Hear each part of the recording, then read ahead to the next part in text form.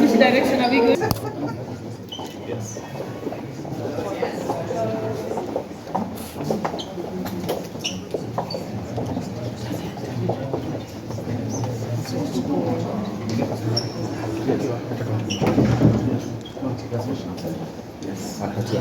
Now we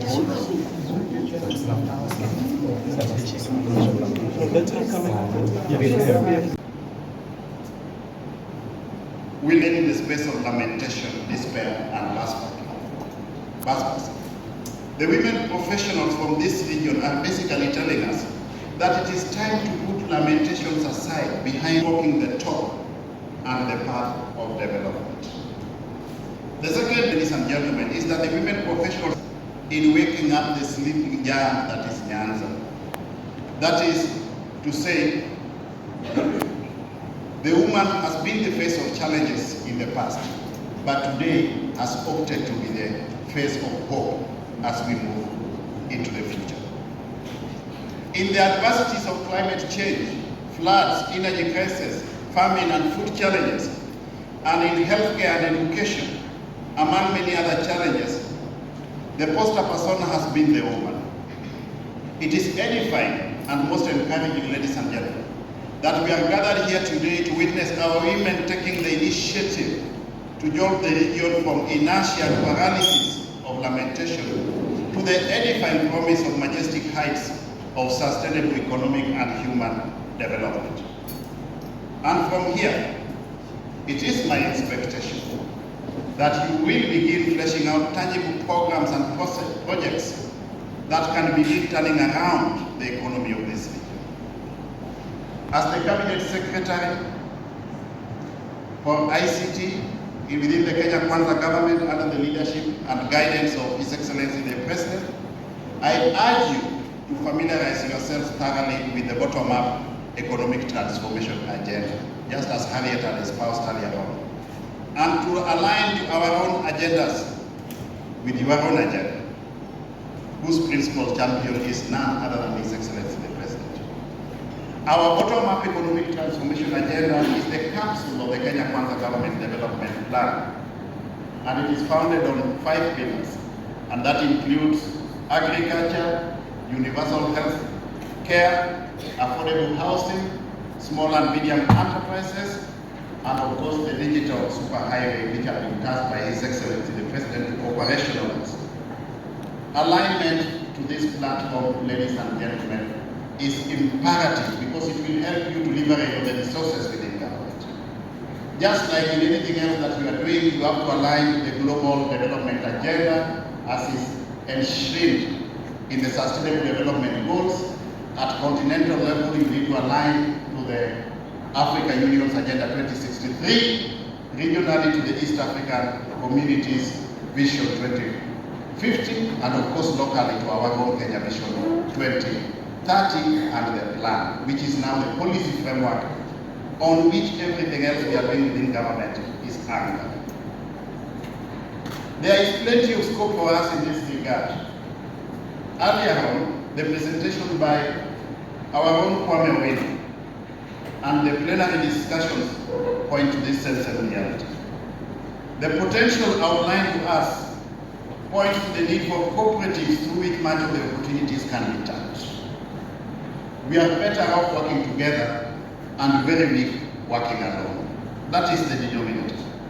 And as women professionals and leaders, members of Pany are well suited for purposes of reaching out to other women from the region and leading them in forming cooperative savings and credit societies. That is a critical success factor for the woman moving forward. We must constitute ourselves into feasible, tangible, cooperative society so that we leverage on economies of scale to be able to exploit the full potential that is available within our operational environment.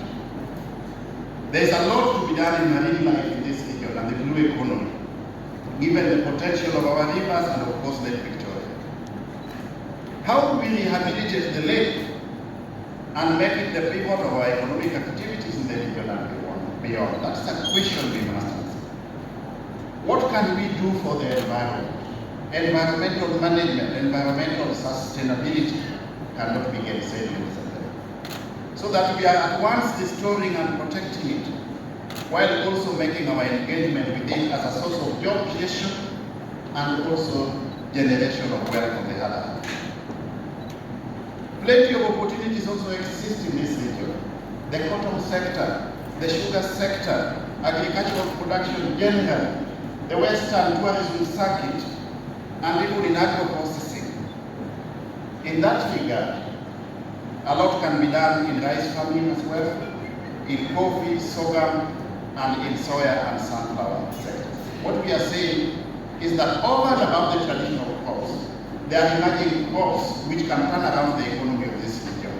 And we need to diversify our production lines so that we leverage on diversity to exploit the full potential that this region portends.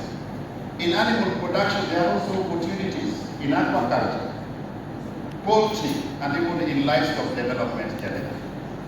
And all these, ladies and gentlemen, if we work together, we'll flow well to find space in micro, small, and medium enterprises.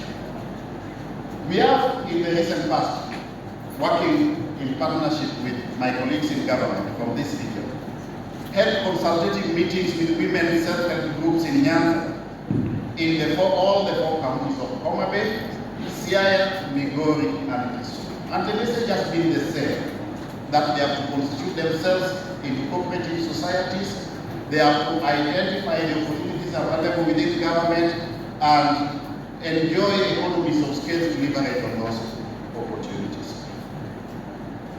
Their appreciation of the need to work together for themselves and for the region has been overwhelming. And I want to encourage members of Pany to help the rank and file of our women in this region as they constitute themselves into cooperative legal support for free. They need business plans. Many of you come from that background. You can help them develop business plans for free. Moving forward, as they grow, they need strategic plan. You are experts in those fields. You can do that for free. That is the only way and means that we can give back to the society and by extension. We have also been privileged to bring together leaders and officials from various state departments and government agencies. We have brought on board officials from the Ministry of Cooperatives. We have brought on board officials from the Ministry of Blue Economy and Mining, we have brought on board officials from the Office of the Advisor to the President on gender matters, and they have interfaced with these women, and these meetings have been very, very, very useful. Without a doubt, these women demonstrate clearly that the region is very protected. Nyanza is very protected.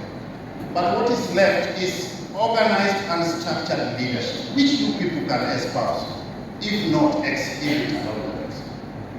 Such leadership and guidance is best provided by professionals like yourselves. Its role is at once providing models and helping the grassroots to develop viable business plans in their chosen areas, and by extension, strategic plans, depending on unfolding events as the need may be from time to time. Those plans will clearly see the markets and the linkages to these markets and connect grassroots women to them.